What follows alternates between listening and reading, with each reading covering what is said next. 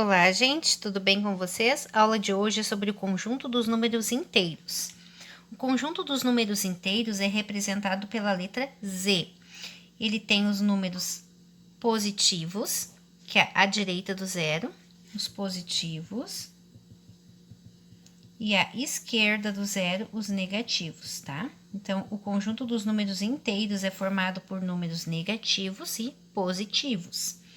O zero é a nossa origem, é o ponto de partida, é onde começa os positivos e os negativos, tá? Essas reticências quer dizer que é infinito para os dois lados, ó. Começa no zero e é infinito aqui, começa no zero e é infinito à esquerda. Aqui a representação deles na reta numérica é bem parecida com essa representação aqui. Os do zero, eu tenho aqui à direita os positivos e aqui os negativos, né? Com os pontinhos de reticências indicando que é infinito dos dois lados.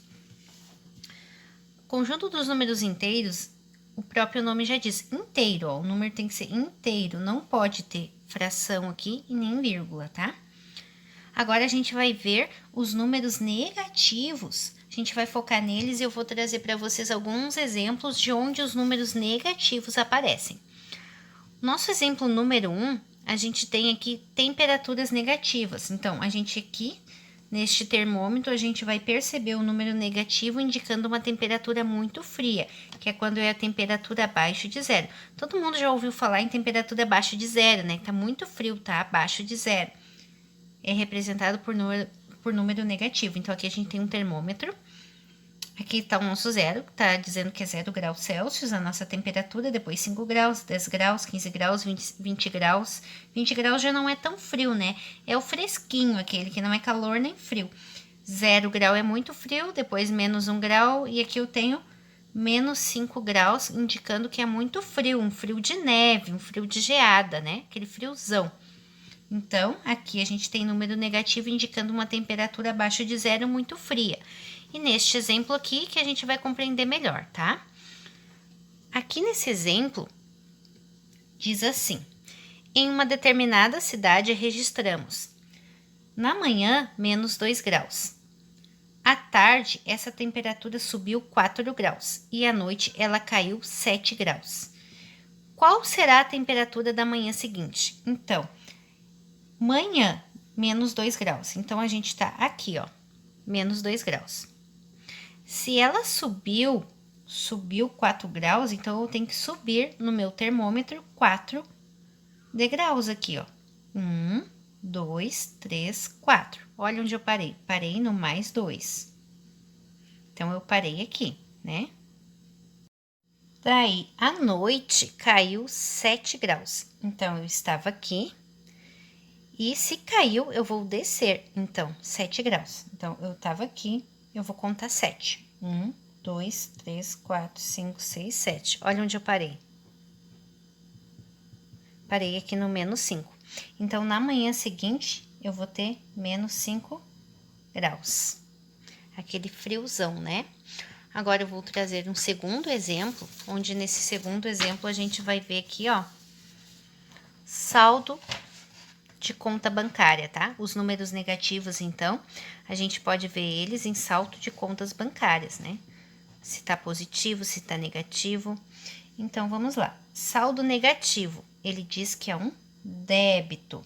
Então, quando a gente quer mostrar um débito, quer dizer que um dinheiro saiu da conta, que eu passei o cartão, que eu fiz um saque, o dinheiro saiu, eu estou devendo aquele dinheiro, ele saiu. Então, ele é um débito. Então, o débito a gente representa com um número negativo. Menos 600 reais, menos 1.000 reais, menos 500 reais. Toda vez que tu quer mostrar um débito, o menos na frente do número. Saldo positivo é um crédito, né? E no saldo positivo, o próprio nome já diz positivo, a gente tá vendo o nosso sinalzinho de mais aqui. Lembrando que quando não tem nada, é a mesma coisa que ter mais. Então, se tivesse os 600 aqui sozinho, isso aqui é igual a isso, tá? Esse mais, ele é opcional. A gente vê ele muitas vezes no extrato da conta bancária, dizendo que esse dinheiro, ele entrou na conta, ele não saiu. A gente chama de crédito, tá? Eu trouxe um exemplo agora, uma situação aqui de conta bancária. Um extrato.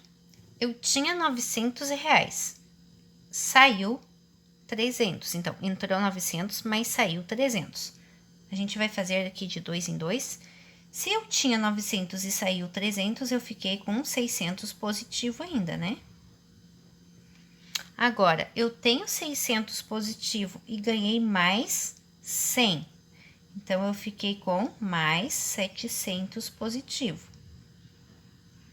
Agora, eu tenho 700 positivo e saiu 705. Saiu mais do que eu tinha. Quanto mais? Mais R$ 5.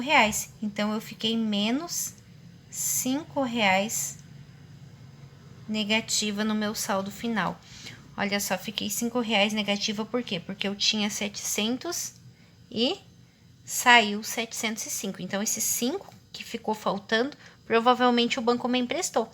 Então, eu tô devendo, tá? Então, represento com menos. Agora, eu vou trazer outro exemplo para vocês, onde a gente também vê os números negativos, que é em altitudes, tá?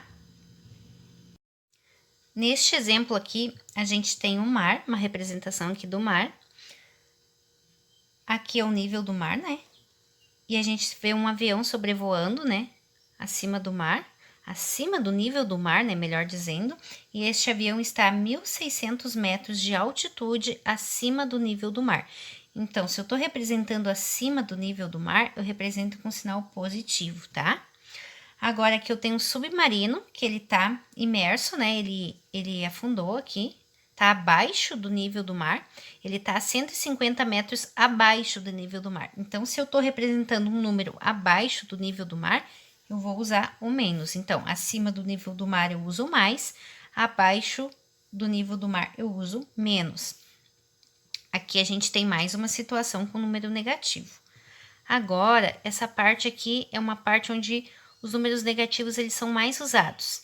Saldo de gols. Então, num campeonato de futebol, onde a gente usa o saldo de gols, o que isso significa? Que a cada gol sofrido é um gol negativo. A gente usa o menos para representar a quantidade de gol que tu sofreu. E cada gol marcado, tu usa um mais. Então, tu vai usar um positivo na frente do gol que tu fez. E o saldo de gols é a diferença entre os gols marcados e os gols sofridos. A diferença é uma continha de menos, tá? Então, aqui a gente tem uma situação. Primeiro jogo, que jogou ali o time A contra o time B, né? O time A fez 3 gols e o time B fez 1. Aqui no segundo jogo deste campeonato, o time C fez 1 gol e o time B fez 2. E aqui no terceiro jogo, o time A fez 2 gols e o time C fez 3 gols. E aí, a gente vai colocar isso tudo numa tabela. A gente vai colocar aqui na tabela, ó, vocês vão entender como que a gente vai fazer o saldo de gols usando os números positivos e negativos. Aqui, então. Essa linha aqui é do time A, essa linha aqui é do time B e essa linha aqui é do time C, tá? E aqui a gente vai fazer o saldo de gol de cada jogo que o time A jogou. Então, a gente só vai olhar para o time A. Então, vamos lá. O primeiro jogo, o time A jogou? Jogou, tá ele aqui. Então, o time A fez 3 gols, então ele tem 3 gols positivos. E ele sofreu um gol, né? Porque o time B fez um gol, então ele sofreu um gol. Então, menos um gol. Significa, então, que 3 menos 1, que é a diferença, né? O saldo vai ficar 2 gols positivos, né? Porque ele fez 3, mas ele tomou 1, então ficou com 2 positivo. O segundo jogo, a gente percebe que o time A não jogou o segundo jogo, então a gente vai anular. Terceiro jogo, tá aqui. O time A fez 2 gols, mais 2, mas ele sofreu 3 gols, então menos 3. Como é que vai ficar o saldo de gol, então, aqui? Vai ficar devendo um gol ainda, né? Porque ele tomou 3 gols, fez 2, mas não foi o suficiente. Como é que vai ficar o saldo final? Mais 2 gols feitos. Tirando um que ele sofreu, vai sobrar um gol positivo, né? Então, ficou positivo o saldo, isso é muito bom.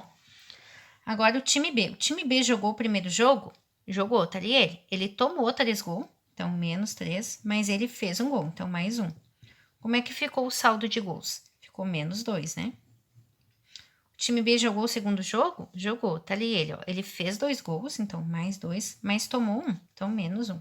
Então, ele ficou 1 gol positivo, né? Ele jogou o terceiro jogo? Não, então vamos anular. Como que ficou o saldo de gol aqui? Ele tomou 2, né? Mas ele fez 1, então ele ficou ainda devendo 1 gol. O time C não jogou o primeiro jogo, então a gente vai anular. O segundo jogo, o time C fez 1 gol, mas tomou 2. Então, ele ficou devendo 1 gol.